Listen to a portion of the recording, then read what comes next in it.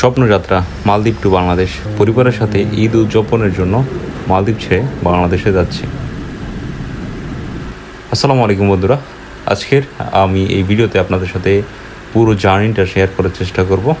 মূলত আজকে আমি ছুটিতে বা ভ্যাকেশনে মালদ্বীপ থেকে বাংলাদেশের উদ্দেশ্যে রওনা হচ্ছি। প্রথমেই আমি আমার রিসোর্ট থেকে একটি সি প্লেনে করে প্রথমত হচ্ছে মালে যাব। সো এটি হচ্ছে একটি সি প্লেন, যেখানে 14 জন প্যাসেঞ্জার বসার মতো ক্যাপাসিটি রয়েছে। সো আমরা এখন এখান থেকে ফ্লাই করব আমাদের রিসোর্ট থেকে। ক্যাপ্টেনরা আসলে প্রস্তুতি নিচ্ছেন ফ্লাই করার জন্য। তো অলরেডি আমাদের ফ্লাইটে ছেড়ে দিলে এখান থেকে দেন আমরা আসলে ধীরে ধীরে এগিয়ে যাবো সামনের দিকে। এটি আসলে বোট যেভাবে বাঁধা থাকে ঠিক কীভাবে তো সমুদ্রে সেইভাবে প্ল্যাটফর্মের সাথে এই সি প্লেনগুলো বাঁধা থাকে। দেন এখান থেকে ছেড়ে দেন একটি নর্মাল ফ্লাইটের মতো একটি রানওয়ে তো আসলে এখানে নেই, আপনার সমুদ্রের ভেতরেই কিন্তু সর্বোচ্চ স্পিড নিয়ে কিন্তু তারা এই ফ্লাইটটি ফ্লাই করে থাকে, যেটি দেখতে পাচ্ছেন এখন ভিডিওতে। দেখুন মালদ্বীপটা উপর থেকে আসলে অসাধারণ লাগে, খুবই সুন্দর একটি দেশ মালদ্বীপ। যারা ভ্রমণ না করেছেন আসলে তারা এইভাবে উপলব্ধি করা সম্ভব না।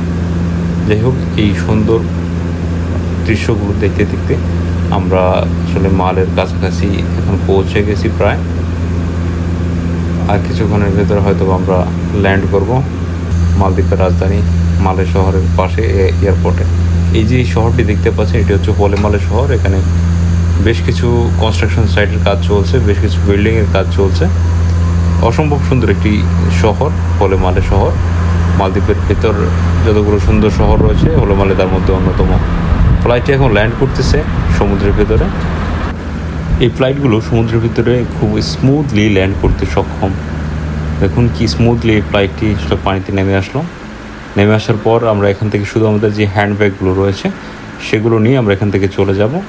আমাদের হ্যান্ডব্যাগগুলো নেওয়া হয়েছে এবং এখানে আমাদের যে অন্যান্য যে লাগেজগুলো রয়েছে সেগুলো নেওয়ার জন্য অন্য লোক রয়েছে, যেগুলো আমরা সেটা সামনে থেকে কালেক্ট করব। দেখুন আমার সাথে বেশ কিছু কলিগ রয়েছে আমার, যারাও মূলত দেশের উদ্দেশ্যে রওনা হচ্ছে। এই সি প্লেনের যে প্ল্যাটফর্মটি বা যেগুলো দেখছেন খুবই সুন্দর। এগুলো নতুন তৈরি করা হয়েছে, আগে যেগুলো ছিল এগুলো এত ডেভেলপ ছিল না, বাট এখনকারগুলো খুবই মজবুত এবং খুবই সুন্দর। আমরা আসলে এই দৃশ্যগুলো উপভোগ করতে করতে সামনের দিকে এগিয়ে যাচ্ছি, যেখানে আমাদের জন্য বাস অপেক্ষা করছে। তো সেই বাসগুলোতে করে আমরা সরাসরি চলে যাব এয়ারপোর্টের সামনের দিকটাতে। এই সি প্লেনগুলো ল্যান্ড করে মূলত এয়ারপোর্টের মালদ্বীপে যে এয়ারপোর্ট রয়েছে সেই এয়ারপোর্টের পিছনের দিকটাতে, এবং আমরা এখন চলে যাব এই বাসগুলোতে করে আপনার এয়ারপোর্টের সামনের দিকে। এই বাসগুলো বেশ সুন্দর, সিটগুলোকে বেশ আরামদায়ক।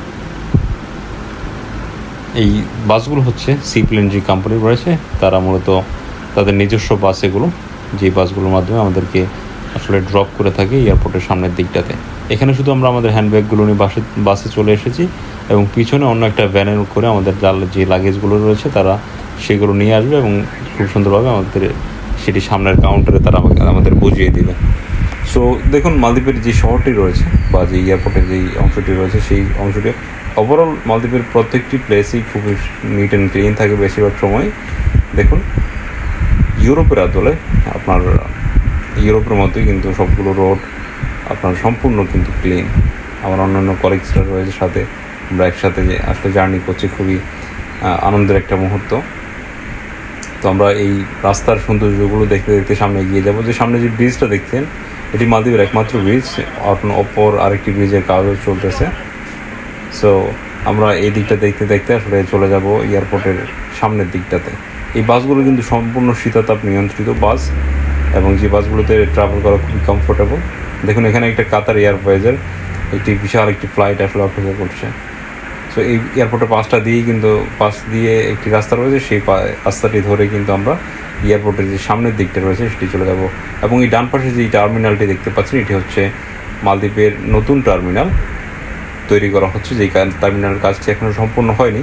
সো এই টার্মিনালের কাজটি সম্পূর্ণ হয়ে গেলে আসলে আমরা আরও উন্নত মানের সেবা আসলে এখান থেকে পেয়ে থাকবো। আসলে এখন যে টার্মিনালটি রয়েছে সেখানেও তাদের যে ব্যবস্থাপনা রয়েছে সেই ব্যবস্থাপনাগুলো কিন্তু খুবই ভালো।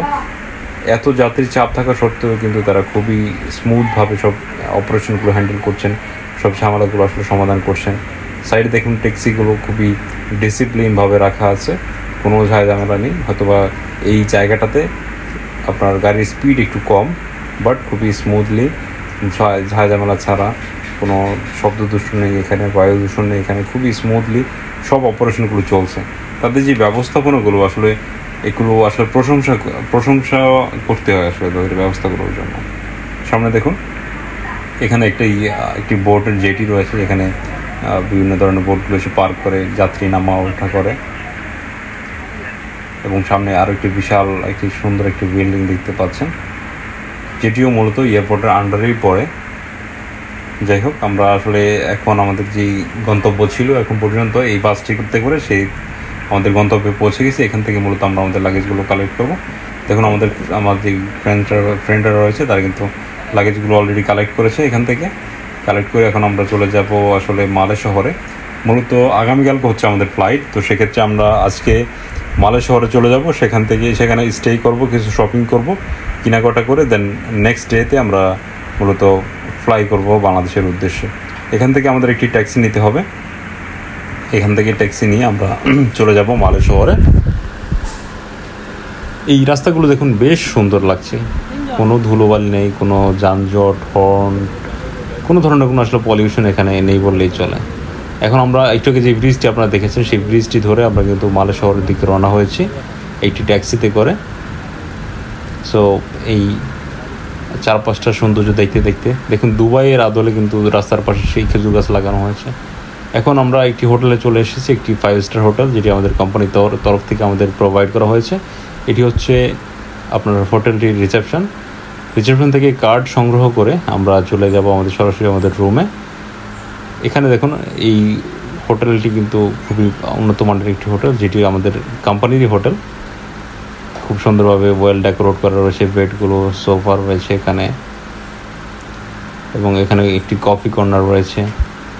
তো সবগুলো দিক মিলিয়ে খুব সুন্দর একটি ব্যবস্থা রয়েছে এখানে। এবং ওয়াশরুমটা যদি যাই, এখানে বিশাল একটা মিরর দেওয়া আছে, এখানে হাত মশার জন্য তাওয়াল দেওয়া আছে, হ্যান্ড তাওয়াল, এখানে শাওয়ার রুম, গরম ঠান্ডা পানি সব ধরনের ব্যবস্থা কিন্তু এখানে রয়েছে। তো সেই রাতটি স্টে করে আমরা নেক্সট ডেতে আমরা চলে আসলাম এয়ারপোর্টেতে।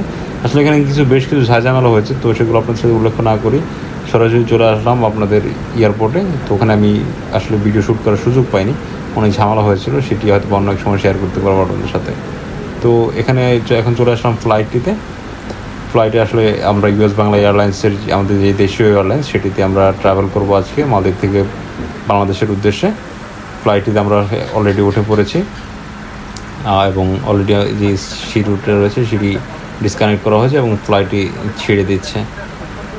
সো ফ্লাইটটি এখন রানওয়ে দিকে এগিয়ে যাচ্ছে এবং এগিয়ে যাওয়ার সময় কিন্তু যে ফ্লাইট অ্যাটেন্ডেন্ট রয়েছে বা যে ফ্লাইট ক্রুরা রয়েছে ওনারা আসলে বিভিন্ন সেফটি আমাদের ব্রিফ দিচ্ছে, আমরা আসলে ইন কেস অফ ইমার্জেন্সি কী ধরনের স্টেপগুলো নিতে পারি।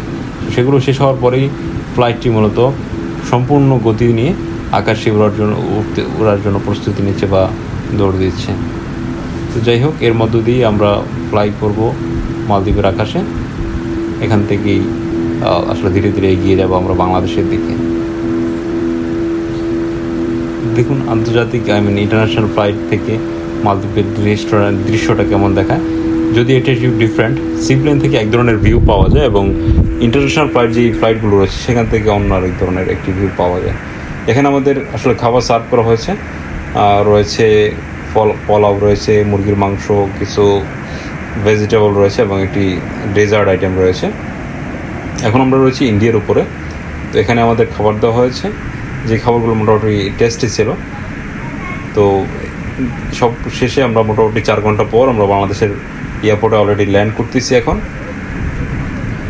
প্রায় আমাদের অলমোস্ট 4 ঘন্টা লেগেছে, যদিও অল্প কিছু সময় কম। তো এখানে আসার পর এখানে আসলে সিঁড়ি কানেক্ট করা হয়েছে এবং সর্বশেষ আমাদের এয়ারপোর্টে চলে এসেছি। সো এয়ারপোর্টে আসার পরেই প্রথম যে অব্যবস্থাপনাটি আমাদের চোখে পড়েছে, যেই শত কোটি টাকা খরচ করে যে গেটগুলো লাগানো হয়েছে, সেই সম্পূর্ণ গেটগুলোর একটি গেটও কিন্তু কাজ করছে না। সবগুলো কিন্তু আপনার ম্যানুয়ালি এখন হ্যান্ডেলিং করছে তারা। যেটি একটা খুবই দুঃখজনক বিষয়। আমাদের রাজস্বের হাজার কোটি টাকা ধ্বংস করে তারা এভাবে আসলে সম্পদগুলো নষ্ট করছে, আমাদের অর্থগুলো নষ্ট করছে, কোনো কাজে আসতেছে না। ম্যানুয়ালি কিন্তু সব কাজ করা হচ্ছে। এখন আমরা রয়েছি এলিভেটেড এক্সপ্রেসওয়েতে, যেটি ধরে আমরা কিন্তু এই শহর থেকে বেরিয়ে যাচ্ছি এবং এখন আমরা চলে এসেছি ঢাকা চট্টগ্রাম হাইওয়েতে।